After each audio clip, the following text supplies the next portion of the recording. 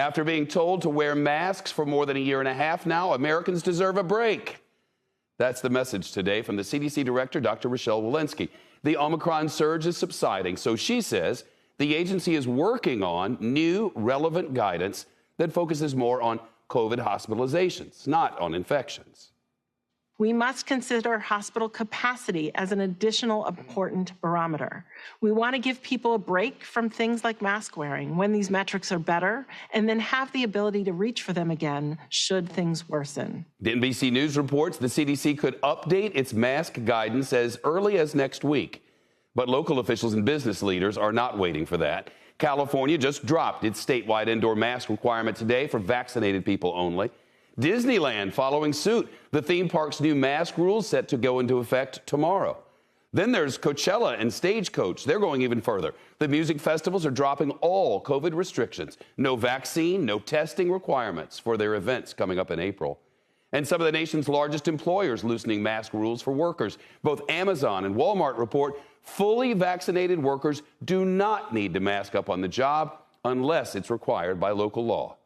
Now, schools are front and center in America's fights over mask mandates. Here's CNBC's Perry Russom. We're the most vulnerable to COVID-19. Tasha Nelson and her son Jack live in Fairfax County, Virginia. Go, go, go, go, go, deep breath. Jack has cystic fibrosis, and Tasha says his doctors told them when COVID transmission is high, he needs universal indoor masking in his classroom. When your child who is not high risk chooses to take their mask off, or you choose for them to take their mask off, you then make it impossible for my child to enter his school. Today, Virginia Governor Glenn Youngkin signed the bill to empower parents.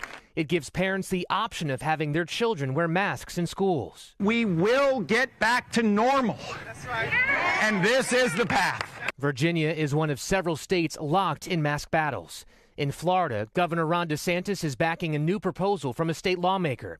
It would cut $200 million to 12 school districts that required masks earlier in the year, then give that money to the 55 school districts that did not require them. This is something we should do more often as a legislature. In Illinois, on Sunday, the mask mandate in schools expired.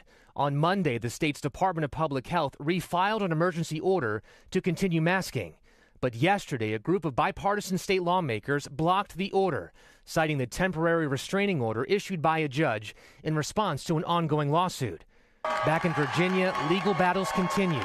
Tasha Nelson is now working to sue Governor Youngkin over his mask option order, saying it violates her son's rights. Each individual school, each individual classroom needs to be able to have the power to accommodate the children with disabilities. Governor Youngkin is facing a number of lawsuits related to masks in the classroom. He was asked about this after the bill was signed. His response, "My strong hope is that this will put everything to bed."